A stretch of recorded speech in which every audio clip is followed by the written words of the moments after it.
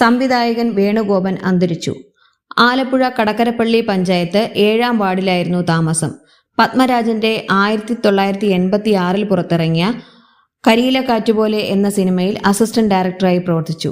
1998 കുസൃതിക്കുറുപ്പ് എന്ന സിനിമയിലൂടെ സംവിധായകനായി അരങ്ങേറ്റം കുറിച്ചു.